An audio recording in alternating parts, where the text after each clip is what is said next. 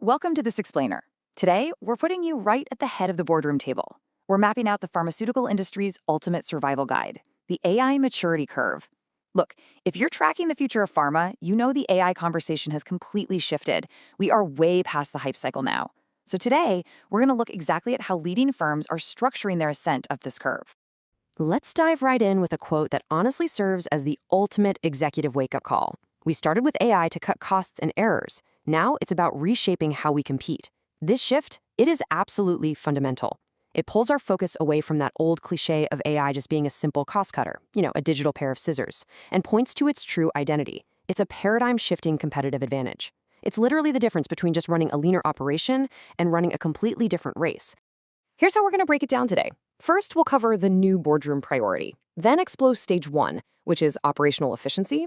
After that, stage 2, intelligent decisions. And stage 3, competitive advantage. Finally, we'll hit the enablers, governance and talent, and close out with some strategic questions for the board.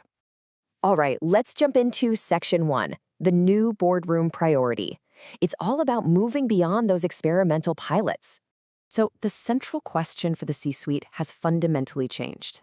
The debate over whether to adopt these technologies, that's completely over.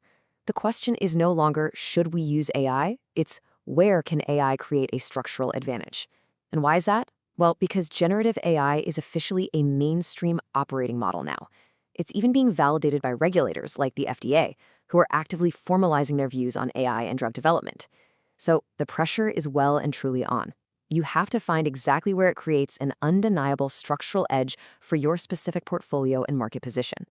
Moving right along to section 2, stage 1, operational efficiency. We're talking about the absolute table stakes of pharma AI. For most companies, the AI journey began right here, doing things cheaper, faster, and of course, with fewer errors. We're talking about smart manufacturing. Using AI models to optimize batch parameters and boost overall equipment effectiveness, or OEE. We're also looking at predictive maintenance, where machine learning anticipates equipment failures to drastically cut down on unplanned downtime. And naturally, AI-enabled supply chain efficiency, using advanced demand forecasting algorithms to just slash stockouts, working capital, and logistics costs. So here's the crucial point. If we aren't doing this at scale, we are structurally higher cost and way less reliable than our peers. You've got to understand that this is the whole table stakes metaphor in full action. These early efficiencies in manufacturing and supply chain, they aren't special anymore. Seriously, they aren't differentiators. They're just the strict cost of admission to stay in the game and protect your margins and reputation. Okay, section 3, stage 2, intelligent decisions. This is where we move from isolated projects to core engines. We are seeing a massive shift in mindset here. AI is no longer a fragmented IT experiment or some standalone tool. In stage 2, it actually becomes the core decision engine embedded across your entire value chain. Leading firms are integrating their R&D, clinical, supply, and commercial data into unified cross-functional platforms. This basically unlocks portfolio choices and resource allocations that were previously, impossible, or at least way too slow to actually execute. Now, to make this cross-functional dream a reality, organizations are building intelligent COEs, or centers of excellence. To translate the industry jargon for a second, a COE is simply your elite task force. It blends data science, IT, quality, and business domain expertise. Their entire mission: to identify high-impact problems, define standards, and scale reusable AI solutions globally. It completely eliminates duplicate efforts across the enterprise. Just look at how rapidly this capability is evolving. A few years ago, back in 2020, we were totally reliant on hindsight reporting. Today, it's all about real-time analytics. But the real destination is 2026 and beyond, where we hit proactive compliance risk anticipation. We're talking about AI systems beginning to scan documentation, deviations, and external signals to actually anticipate quality and regulatory compliance issues before they even materialize.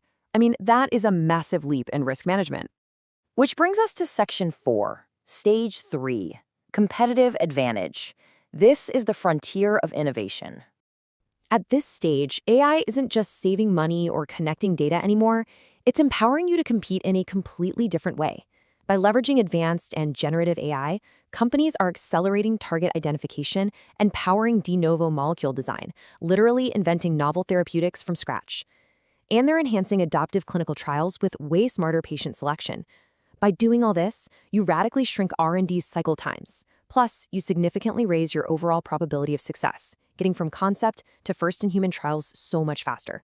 Another massive leap at this frontier is agentic AI. This is such a fascinating capability because it completely transforms traditional competitive intelligence. Instead of human teams manually reviewing data, you have autonomous AI agents continuously monitoring competitor pipelines, conference outputs, pricing changes, you name it. Think of them as a tireless team of analysts working 24/7, fueled entirely by electricity instead of coffee. They surface threats and whitespace opportunities instantly, which lets leadership respond far more rapidly in partnerships and portfolio moves. The ultimate takeaway at this stage is really quite simple. Firms that ingest data and learn faster are going to outpace their peers in innovation, launches, and deal-making. Competitive advantage in pharma no longer comes solely from the size of your research budget, right?